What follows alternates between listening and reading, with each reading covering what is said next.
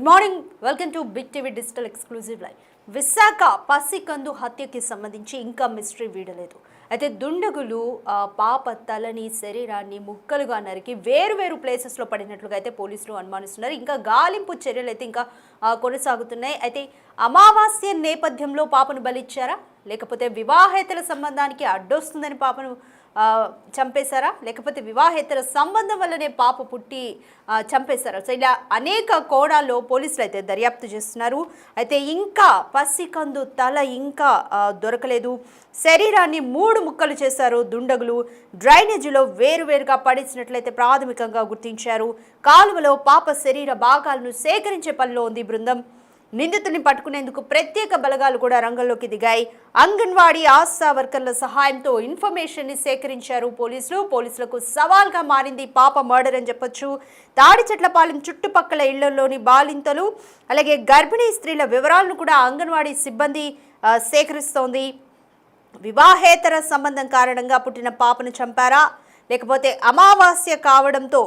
నిన్న అమావాస్య కావడంతో చిన్నారిని బలిచ్చారా? ఇలా అనేక కోణాల్లో దర్యాప్తు చేస్తున్నారు. మొత్తంగా పోలీసులకు ఈ కేసు సవాల్గా మారిందనే చెప్పొచ్చు. విశాఖ పసికందు హత్య కేసుకి సంబంధించి ఇంకా మిస్టరీ వీడలేదు. అతి కిరాతకంగా పసి పాపని కూడా చూడకుండా శరీరాన్ని 3 ముక్కలుగా చేసి దుండగులు ఇంటెన్షనల్గా చాలా ఘోరంగా పసికందుని చంపేశారు.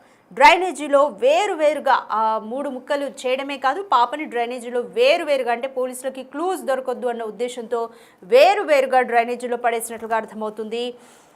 కాలువలో పాప శరీర భాగాలను రికవర్ చేసే పనిలో పోలీసుల బృందం ఉంది. ఈ కేసు పోలీసులకు సవాల్గా మారిందని చెప్పొచ్చు. అదిగోండి, చాలా డ్రైనేజ్ కూడా చాలా ఇరుకుగా, ఇళ్ల మధ్యలో అసలు నిజంగా అక్కడికి ఎవరు వెళ్ళరు, అక్కడ శరీర భాగాలు పడేసినా కూడా ఎవరు గుర్తించరు అన్న ఉద్దేశంతోనే ఆ డ్రైనేజ్లో పడేసినట్లుగా అయితే అర్థమవుతుంది. ఏది ఏమైనప్పటికీ కూడా పోలీసులకి ఈ కేసు సవాల్గా మారిందని చెప్పొచ్చు. అయితే డ్రైనేజీ నుంచి శరీర భాగాలను తిరిగి రికవరీ చేసే పనిలోనే పోలీసులు ఉన్నారు. నిందితుల్ని పట్టుకునేందుకు ప్రత్యేక టీమ్స్ కూడా రంగంలోకి దిగారు. అంగన్వాడీ ఆశా వర్కర్ల సహాయంతో ఇన్ఫర్మేషన్ తీసుకున్నారు. అంగన్వాడీ అంటే ఆ చుట్టుపక్కల ఉన్న అంగన్వాడీ కేంద్రాల నుంచి అక్కడ ఎవరెవరు గర్భిణీ స్త్రీలు అలాగే బాలింతలు ఎవరెవరు ఉన్నారు ఆ ఇన్ఫర్మేషన్ని పోలీసులు సేకరిస్తున్నట్లుగా తెలుస్తుంది. తాడిచెట్లపాలెం చుట్టుపక్కల ఇళ్లలోని బాలింతలు అలాగే గర్భిణీ స్త్రీల వివరాలను అంగన్వాడీ సిబ్బంది సేకరిస్తోంది. వివాహేతర సంబంధం కారణంగా పుట్టిన పాపను చంపేశారా, లేకపోతే వివాహేతర సంబంధానికి అడ్డొస్తుందని చంపేశారా, లేకపోతే అమావాస్య కావడంతో చిన్నారిని బలిచ్చారా? ఇలా అనేక కోణాల్లో పోలీసులకి క్లూ దొరకడం లేదు. ఎందుకు చంపారు అన్న దాని మీద ప్రాథమికంగా ఒక నిర్ధారణకి అయితే రాలేకపోతున్నారు. మొత్తానికి ఈ కేసు పోలీసులకు సవాల్గా మారిందని చెప్పొచ్చు. సో దీనిపైన మోర్ డీటెయిల్స్ మా ప్రతినిధి రాజు అందిస్తారు. నేనున్నది కంచెరపాలెం రాజీవ్ నగర్ కాలనీ. ఇది నేషనల్ హైవేకి కేవలం చాలా దగ్గరలో, అంటే ఇంచుమించుగా చెప్పాలంటే 100 నుంచి 150 అడుగులకు దూరంలోనే ఇది ఉంది. ఎవరైనా సరే నేషనల్ హైవే నుంచి ఇలా ఈ రాజీవ్ నగర్ కాలనీకి వస్తే అలా పై వరకు, కొండపై వరకు వెళ్ళొచ్చు. లేదా ఇక్కడ పరిసర ప్రాంతాల్లో జీవిస్తున్న వాళ్ళు కూడా.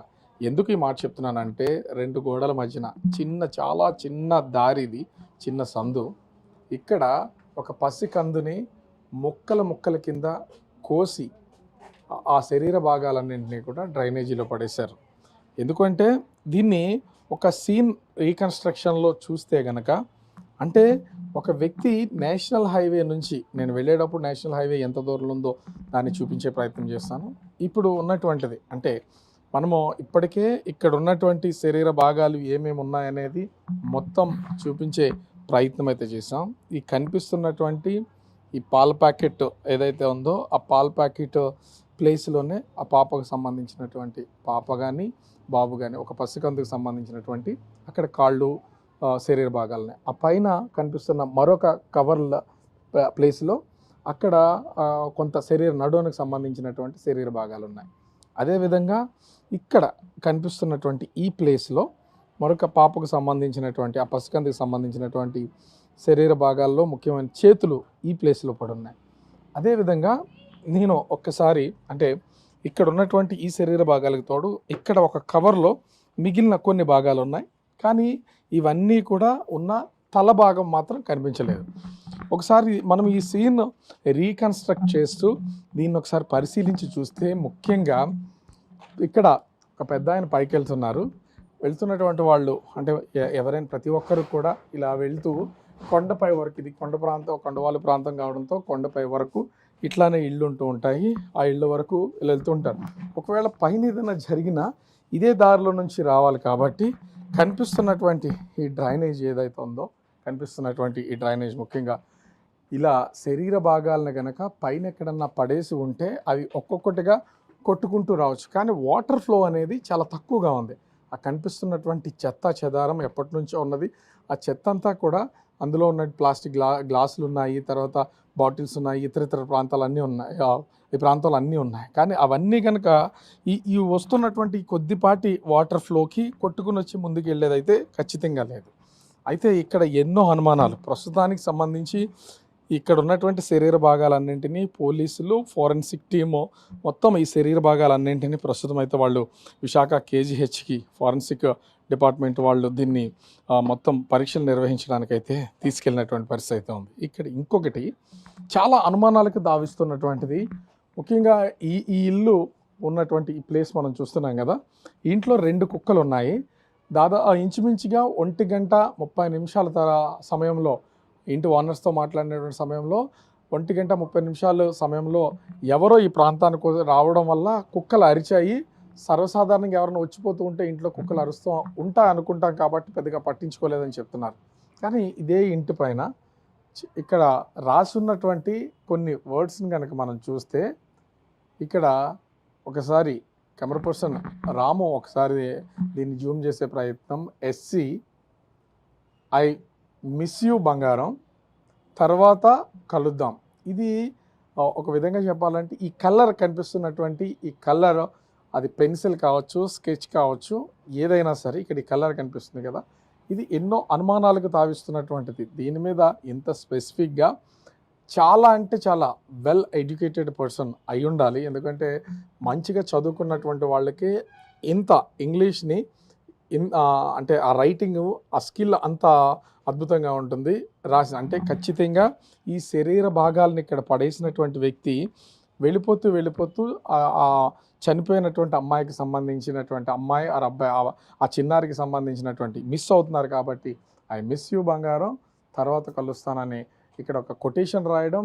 మరి SC అనే దానికి మరి ఎట్లాంటి మీనింగ్ ఉందో, ఒకవేళ ఈ పుట్టినటువంటి బేబీ ఒక ఇల్లీగల్ కాంటాక్ట్, ఒక అక్రమ సంబంధం ద్వారా జన్మించి ఉంటే ఆ పాప పుట్టిన తర్వాత చంపి ముక్కలుగా పడేస్తూ ఒక మారుమూలను పడేస్తే ఆ ఇద్దరు అంటే అబ్బాయి పేరులో మొదటి అక్షరం, అదేవిధంగా అమ్మాయి పేరులో కూడా మొదటి అక్షరాలు అయి ఉండొచ్చు ఈ SC అనే ఈ 2 అక్షరాలు.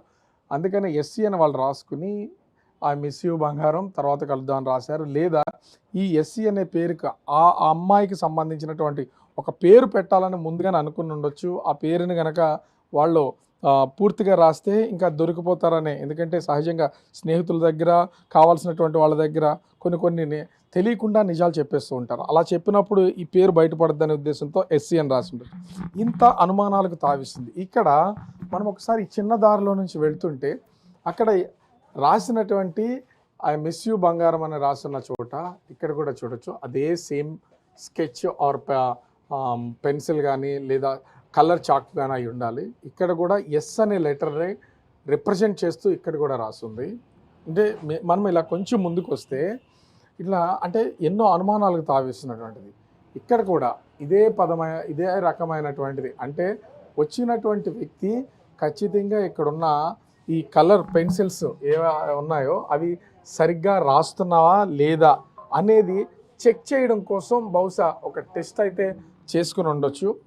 కనిపిస్తుంది కదా, ఇప్పుడు నేను చిన్న సందులో నుంచి పై వరకు వెళ్ళాను. ఇక్కడ నిలబడి ఉంటే కనిపిస్తున్నటువంటిది ఇంచుమించుగా 100 అడుగుల దూరం కూడా ఉండదు. అది నేషనల్ హైవే, చాలా హెవీ వెహికల్స్ వెళ్తున్నటువంటిది. ఒకవేళ ఎవరన్నా బయట వ్యక్తి చంపేసి ఇళ్ల మధ్యన ఎక్కడన్నా డ్రైనేజీలో పడేస్తే ఎవరికి తెలియదు, మన మీదకి రాదనే ఉద్దేశంతో బహుశా ఇక్కడ ఏమన్నా చేసి ఉండొచ్చు. లేదా పైనుంచి ఎవరన్నా కొందరు వ్యక్తులు వాళ్ళకి సంబంధించినటువంటి అక్రమ సంబంధం ద్వారా పుట్టినటువంటి పిల్లలు ఎవరైనా ఉంటే వాళ్ళని ఎందుకు మనకు అడ్డుగా ఉన్నారని హత్య చేసి ఈ విధంగా ముక్కలుగా నరికి తీసుకొచ్చి ఈ జనాల్లో అంటే జనావాసాల మధ్యన పడేసి ఉండొచ్చు. బహుశా కారణం ఏదైనా కానీ పోలీసులు అయితే ఇన్వెస్టిగేషన్ అయితే స్టార్ట్ చేశారు. మనం రీకన్స్ట్రక్ట్ చేస్తే మనకు అర్థమైనటువంటి కొన్ని ప్లేసెస్, అక్కడ ఉన్నటువంటి ఆ స్కెచ్ మార్క్స్, ఆ రాసినటువంటి వాటిని, ఆ రైటింగ్ అన్నీ కూడా చాలా మ్యాచ్ అవుతున్నాయి. ఖచ్చితంగా పోలీసులు అయితే ఇప్పటికే ఫారెన్సిక్ టీంతో మొత్తం ఇక్కడ ఉన్న శరీర భాగాలన్నింటినీ కూడా పరిశీలన నిమిత్తం అయితే తీసుకెళ్లారు. మరోపక్క క్లూస్ టీమ్స్ ఇక్కడ ఉన్నటువంటి ఆధారాలను సేకరించడంతో పాటుగా అంగన్వాడీ ఆశా వర్కర్స్, ఎందుకంటే ఎవరెవరు గర్భవతులుగా ఉన్నారు, ఎవరెవరు నెలలు నిండినాయి, ఎప్పుడు వాళ్ళు ప్రసవం జరిగే అవకాశం ఉంది, ఇవన్నీ అంగన్వాడీ ఆశా వర్కర్లు తెలిసే అవకాశం ఉంది. వాళ్ళ డేటా మొత్తం అంతా కూడా తీస్తున్నారు. ఒకవేళ ఎవరికైనా సరే ప్రసవం జరిగి వాళ్ళ దగ్గర పిల్లలు లేకపోయినా, ఎందుకంటే హాస్పిటల్లో ఖచ్చితంగా ప్రసవాలు అనేవి జరుగుతాయి. ఇల్లీగల్గా పుట్టినటువంటి వాళ్ళు కొంత వాళ్ళ జాగ్రత్త తీసుకోకుండా ఈ జన్మించి ఉంటే కనుక వాళ్ళు చంపేయాలనుకున్నారు, ముందుగానే ప్లాన్ ప్రకారం అనుకున్నారు కాబట్టి ఆ లెక్కలు ఉండవు. వాళ్ళ దగ్గర బేబీ ఉండదు. ఆ బేబీ లేని వాళ్ళని ఎవరనేది ఖచ్చితంగా ఐడెంటిఫై చేసే అవకాశం అయితే ఉంది. పోలీసులు ఈ కేసుని చాలా సీరియస్గా తీసుకున్నారు. ఎందుకంటే ఒకవేళ పురిట్లోనే చనిపోతే మొత్తం మృతదేహాన్ని, చిన్న బేబీ మృతదేహం కాబట్టి డ్రైనేజీలో పడేస్తూ ఉంటారు. ఇష్టం లేకపోతే పిల్లల్ని ఎక్కడ వదిలేస్తుంటారు. కానీ ఈ విధంగా ముక్కలుగా నరికి శరీర భాగాలను ఒక్కొక్క చోట పడేయాల్సినటువంటి అవసరం లేదు.